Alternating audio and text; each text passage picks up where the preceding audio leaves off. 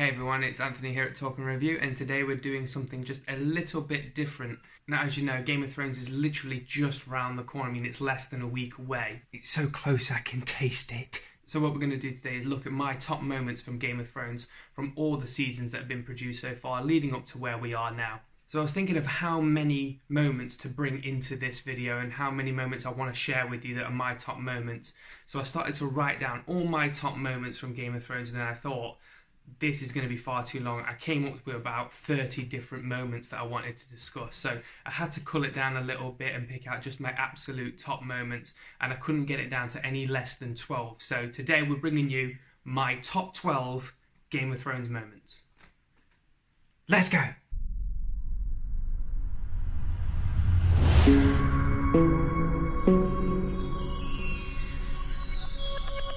So coming in at number 12 is Pod and his magic. Ah, the return of the conquering hero. Does he have a little jaunt in his step? The lad's practically skipping. You were gone a long time. I trust you got your money's worth, or should I say my money's worth? Oh, it was a gift, Podrick. This is more than I give you in a year. He's a squire. You don't pay him. Oh, then it's much more than I give you in a year. I wouldn't take it, my lord. Maybe they're trying to curry some favor with the new master of coin. Have you ever known a whore to turn down gold? They were happy enough to take it when I gave it to them. What did you tell them? I didn't tell them anything. What did you do to them? Lots of things. And they seem to like these things? Yes, my lord. Of course they seem to like it. They're paid to seem to like it. Only they weren't paid. What are you saying? These ladies enjoyed him so much they gave him the time for free? Is that what you're telling us? We're going to need details. Copious details. Now, the reason why this is in one of my top moments is because it is a lovely bit of comedy surrounded by all this action, all this drama, and it's also one of those mysteries that are left completely untold. No one knows why he didn't get to pay the hookers. No one knows what he did other than those three people, yet we as an audience don't see it, and I think it's a lovely bit of comedy and a lovely bit of mystery into the story that we will never find out. And to be fair, I'm happy we don't find out. I'd rather not find out. So number 11 is Brienne versus the Hound. So this is on my list simply because of how awesome the fight is, but two, how unsuspecting the outcome is. So where we are in the story is that Arya and the Hound are still trekking through Westeros, who bump into Brienne and Pod. Now what happens is that Pod recognises Arya and tells Brienne who she is. Now Brienne, who had previously swore an oath to look after Catelyn's children, obviously wants to get her back, but in doing so has to clash with the Hound. Now, when you look at the Hound, he is a fierce fighter, he is a seasoned fighter, and he's obviously the clear winner in this match. However, that's not what happens in this fight. This fight is very, very raw, it's very gritty, it's very dirty. It's not a technically masterful fight. It is very punchy, bitey, kicky, scratchy kind of fight, which makes it even better to watch, especially when it is a man versus a woman, and especially when the outcome is that Brienne actually wins, and that's why it makes it into my top moments. Okay, so number 10. So number 10 on my list is Jaime Lannister losing his hand. Now, why this is so important is because that it is built up throughout all of the beginning seasons, especially in season 1, of how masterful Jaime Lannister is as a swordsman. He's the best swordsman in all of Westeros, if not the world. And he is unbeaten, unmatched, and no one can beat him. He gets captured later on in the show, and in season 3, he finds himself losing one of his hands by his captors. Now, it's something that, again, along with a few of my other choices in this top list, is that it's something that came completely out of the blue and has such an effect on the character that it happens to. You're nothing without your daddy. Your daddy ain't here. Never forget that. Here, this should help you remember.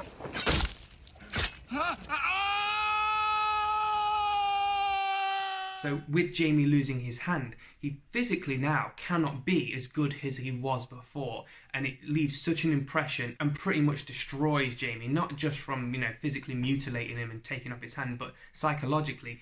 He's never really the same after that. All the way up until where we are now in season 7, he's never really the same because it is his fighting hand that he loses. So number 9 on my list, number 9 goes all the way back. Cast your minds back all the way back to season 1, and it involves Khal Drogo. Now, Khal Drogo, in my opinion, was a character who met his end far, far too early. I really, really wish that he was a character much longer in this series, but that's Game of Thrones. So my number 9 moment is Khal Drogo's speech when he is declaring to his Khalasar that he will cross the sea, come over into Westeros and conquer the world to give his unborn son the Iron Throne. Now, this is a very insignificant scene when you think of the entirety of Game of Thrones. However, the reason that this is in my top moments is because this really showcases how influential Daenerys is.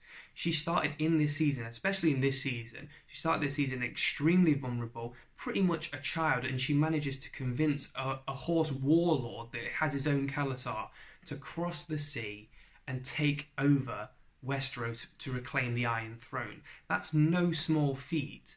And even in her infancy of wanting to progress and wanting to gain more power and become the queen, I believe it starts right here where she understands what her powers are and how that she can relay that into other people and influence other people to do what she wants. And I think that the way that this is portrayed in this moment, because of how emotive Jason Momoa plays this character, it's just a wonderful piece of TV to watch, and I would watch it over and over again. I love this moment. Number 8. Okay, so we've gone from season 1, now let's go all the way to season 7. So my number 8 moment is in an episode called The Spoils of War. Now, if any of you have seen this season, will know that this episode in particular, was one of the best, if not the best episode in the entire season, due to a very, very awesome sequence that happens involving the Lannister army and Daenerys and the dragons. So the moment that I'm talking about in this episode for my top moments, it pretty much had my heart in my throat the entire time, is that throughout the battle, Bronn injures the dragon with a huge bolt catapult gun, if for lack of better words, really. And the dragon comes down with Daenerys on it, and as Daenerys is trying to pull the bolt out of the dragon, Jaime has a moment of what I can only describe as madness when he picks up a spear. He is on a horse and he starts to charge Daenerys and her dragon to try and end it there.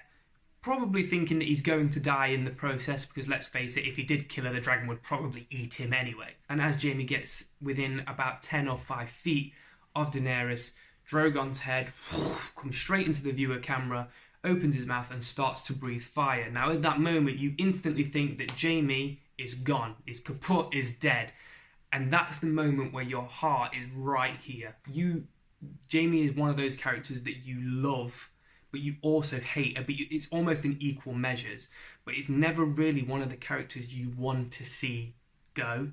And that's why this moment is so effective, is because you instantly, for maybe a second or two, you are almost convinced that Jaime is going to die. And then at the very last moment, Bronn, with his perfect timing, comes and knocks himself and Jaime into the river next to them, missing out on certain death. So number 7 on my list takes us to episode 10 of season 6, and it is Arya Stark killing Walder Frey. Now, why this is such a great and important moment in Game of Thrones is because this death for Walder Frey pretty much comes as much of a shock to him as the Stark's death did to them at the Red Wedding, and it's a perfectly executed piece of karma. And I think that the way that it is demonstrated and the brutality of it, it mirrors the Red Wedding in so many ways. Not from the mass slaughter, but just the way that it's executed by Arya. So Arya uses all of her years of training to become a faceless man, to become an assassin, essentially, to convince Walder Frey that she is a handmaiden within his house. And there is a moment where Walder Frey picks the top of his pie up to see the finger or the toe of his chopped up dead son. Tell him to come here, now. But they're already here, my lord. Here, my lord.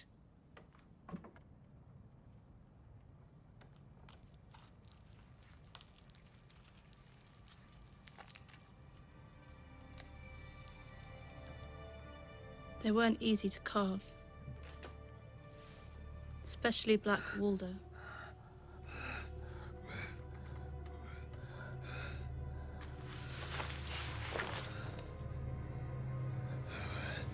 My name is Arya Stark. I want you to know that. The last thing you're ever going to see is a Stark smiling down at you as you die.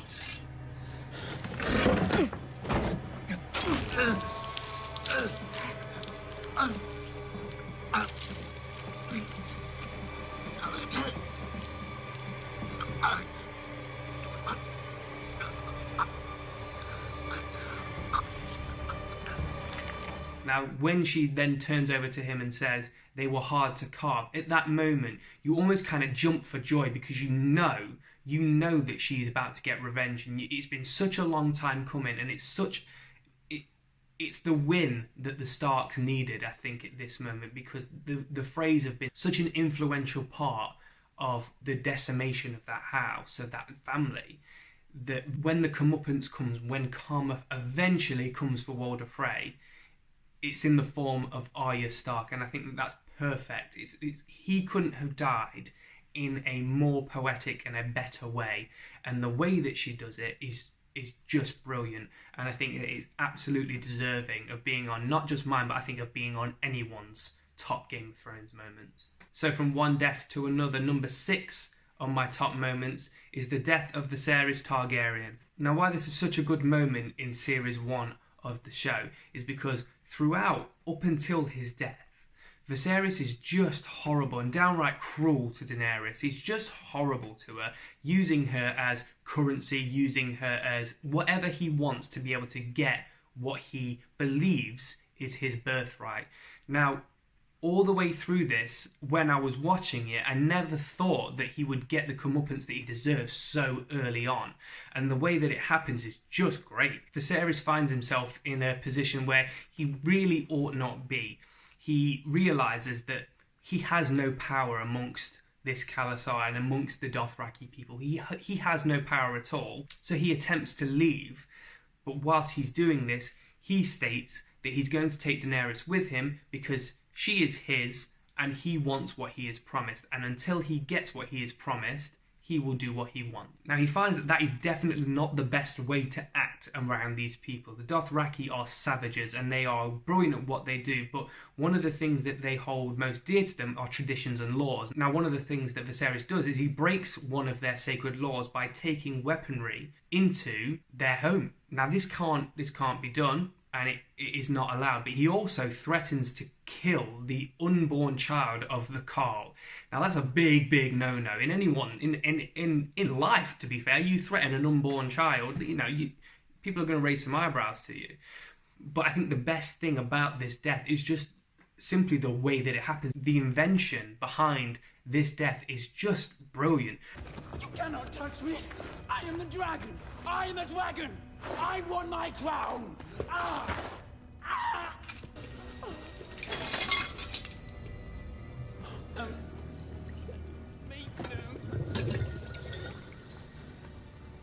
No, you can't!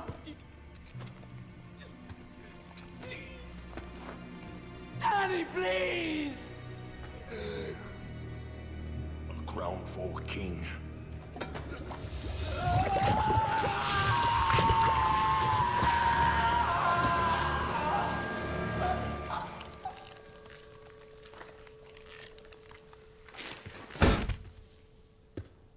The moment that it happens is just brilliant, and a comeuppance for a character that absolutely deserves it. So now we're into the top 5. So number 5, again, takes us all the way to season 7 of Game of Thrones. So the Sept of Baelor has just been exploded in a wonderful fashion by Cersei using wildfire.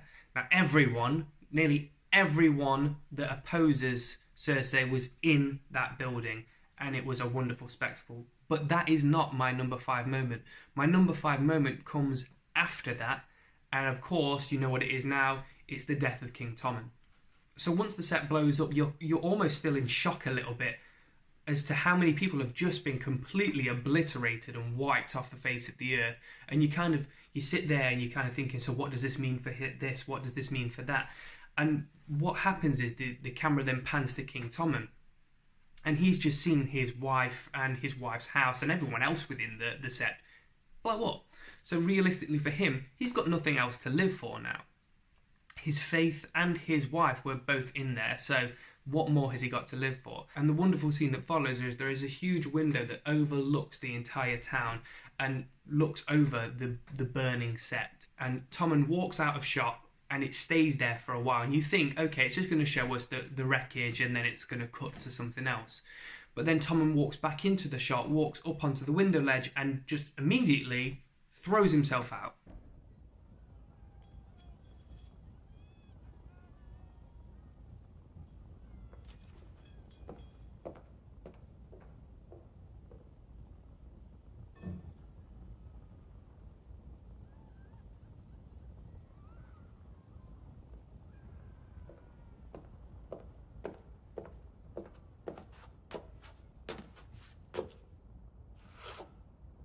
So like I said, you're almost still in shock about how many people have just died. For you to not even catch your breath yet, for then such an innocent character to go and take his own life, you're just left like completely gobsmacked. And I remember watching it. I woke up really, really early to watch the finale of this season, and me and my wife were sat there talking about the set blowing up and what this could mean for one family, what this could mean for another.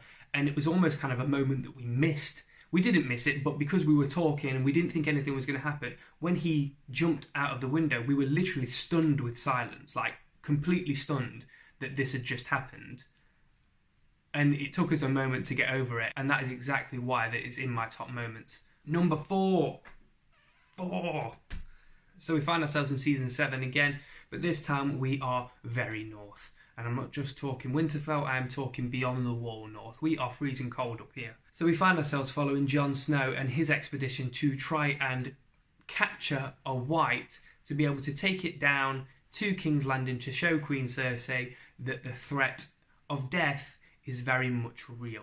So my number 4 moment is almost that entire sequence, really. I think beyond the wall, once the ice is frozen over and you've got multiple White Walkers, multiple Whites, and the Night King there, it can only lead to something quite magical. And the chaos that ensues after that is second to none. I think it's brilliant. But the moment that I think everyone will remember from that is the Night King throwing an ice spear and killing Viserion the dragon. Now, why this is such a special moment is because that these dragons are known all the way from the beginning as invincible, unbeatable, and if you have a dragon, as Daenerys does and has 3 of them, you can't lose.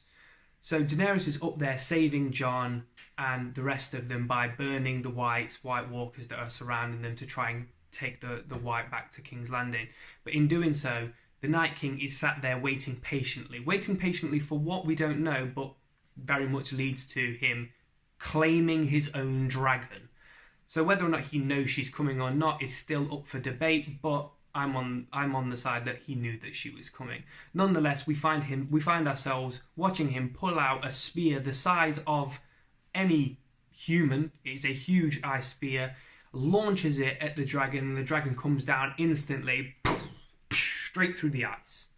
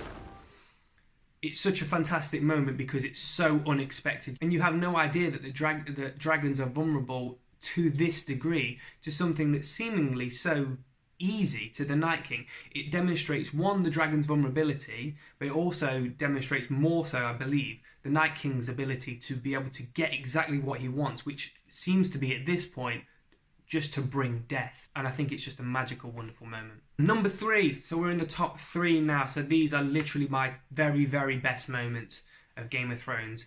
And the next one that I want to talk about brings sadness to my heart, I shall not lie. So whilst I think it's one of my top moments, I won't say that it's one of my favourite moments, because this is a moment that made me... It saddened me a little bit, but it horrified me at the same time. So the moment that I'm talking about is the Mountain versus the Viper. Now, we find ourselves in Season 4. Tyrion's on trial for the murder of Joffrey, who died at the start of the season, and a trial by combat is opted for. Now, we're also introduced to a wonderful character in Season 4, Oberyn Martell, one of my absolute favourite characters in the entirety of Game of Thrones. And again, much like Khal Drogo, met his demise far too early, but considering what happened, you can understand why. So the trial by combat sees Oberyn Martell against the Mountain. Now, Oberyn Martell has a vendetta against the Lannisters and the Mountain in particular for the murder of his sister Elia Martell. And all he wants is revenge for the death of his sister and her children. So within this fight, the amount of emotions that run through your body is unbelievable. All the way through, he is dominating this fight, and he is an absolute master at taking down someone that is deemed invincible. He finds himself impaling the Mountain to the floor with a spike, looking like he had won the fight. Unfortunately, his ego gets the better of him. He doesn't just want him to die, he wants a confession out of the Mountain to say that he killed his sister at the hands of the Lannisters. Instead, what happens is he loses focus for a slight second.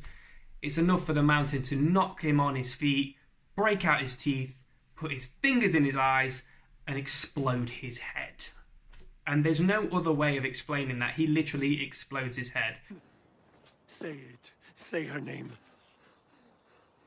Say it!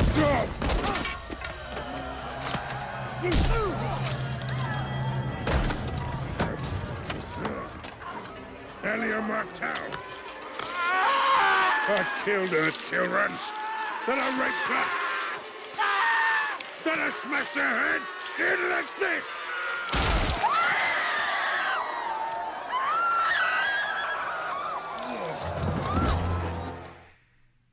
Now, it is probably one of the most graphic and horrific deaths in Game of Thrones. And it's such a horrifying moment, not just for Tyrion, who is using him as his champion, but for us as the viewers as well, because Oberyn is a really, really lovable kind of character. He stands for everything good, and you want him to win. And that's why it's so soul-crushing when he eventually loses. And in such a spectacular fashion. It's absolutely one of the top moments of Game of Thrones, but as I said, brings sadness to my heart. Every single time I watch it, I die a little inside. I'm not gonna lie. So number 2.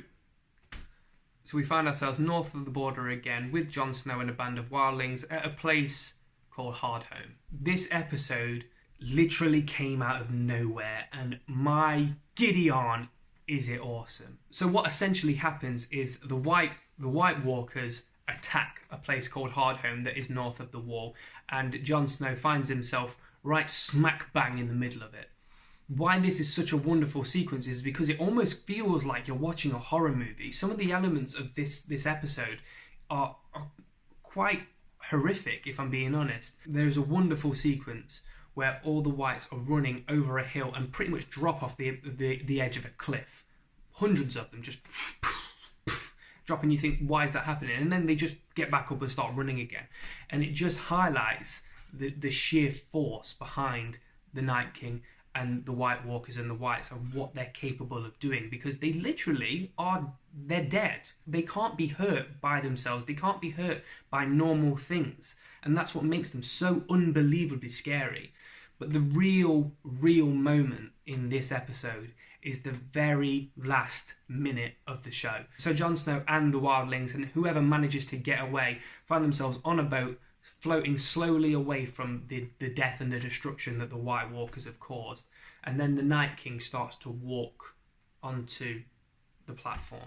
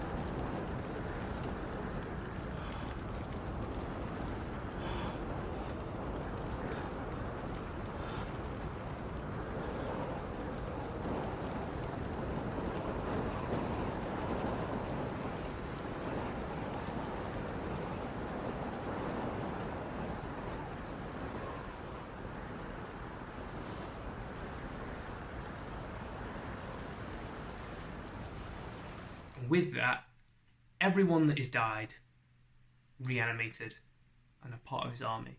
And it's such a power play, and it just shows that everyone that has managed to evade him in that instance, he's just telling them, you're going to be mine eventually, and look at the force that I have. And the stare-off between him and Jon Snow is unbelievable. Such a powerful moment, and absolutely deserving of anyone's top moments of Game of Thrones. So number one, my top moment of Game of Thrones sees us in season 4. So at the start of season 4, we find King Joffrey murdered at his own wedding. Tyrion is automatically accused for the death of Joffrey and thrown in a cell. Now, throughout of all of season 4, Tyrion pretty much spends all of his time in this cell. The moments within this cell aren't my favourite moments out of Game of Thrones, I won't lie. However, my very favourite moment out of Game of Thrones comes at Tyrion's trial. So Tyrion's trial is being judged by his father, Tywin Lannister. Now, anyone that has watched this show will know that there is absolutely no love lost between these two characters, and in fact, Tywin absolutely despises Tyrion simply because he is what he is. And that basically comes to fruition in Tyrion's confession, which is absolutely my very best moment of Game of Thrones. The moment that Tyrion stands up on the stand and confesses to his crimes, but not to what he is being accused for, is unbelievable. The performance that Peter Dinklage gives in this moment is unbelievable, and one of the finest pieces of acting I've seen, not just in Game of Thrones, but in many things, many movies, many TV series, is the finest piece of acting I've seen in a very long time. So Tyrion confesses to his sins, but it's not the confession of murder, it's his confession of being a dwarf. I wish to confess. I wish to confess. You wish to confess? I saved you. I saved this city and all your worthless lives. I should have let Stannis kill you all. Tyrion! Do you wish to confess? Yes, Father. I'm guilty. Guilty? Is that what you want to hear? You admit you poisoned the king? No. Of that I'm innocent. I'm guilty of a far more monstrous crime. I'm guilty of being a dwarf. You're not on trial for being a dwarf. Oh, yes I am. I've been on trial for that my entire life. Have you nothing to say in your defense? Nothing but this. did not do it. I did not kill Joffrey, but I wish that I had. Watching your vicious bastard die gave me more relief than 1,000 lying whores. I wish I was the monster you think I am. I wish I had enough poison for the whole pack of you. I would gladly give my life to watch you all swallow it. Sir Merrin! Sir Merrin, escort the prisoner back to his cell. I will not give my life for Joffrey's murder, and I know I'll get no justice here, so I will let the gods decide my fate. I demand a trial by combat. I can't stress too highly on how amazing this monologue of this scene is. It has such an impact on the viewer because this is the moment that Tyrion gets to literally pour his heart out in front of not just his family, but everyone that is at the trial as well. But not only pour his heart out, he gets to tell some home truths that every single viewer can't help but agree with. And I think it's just the most magical, wonderful moment of Game of Thrones. It's not action-packed, it's not gory, it's not scary, it's just incredible acting by an amazing actor in a wonderful sequence.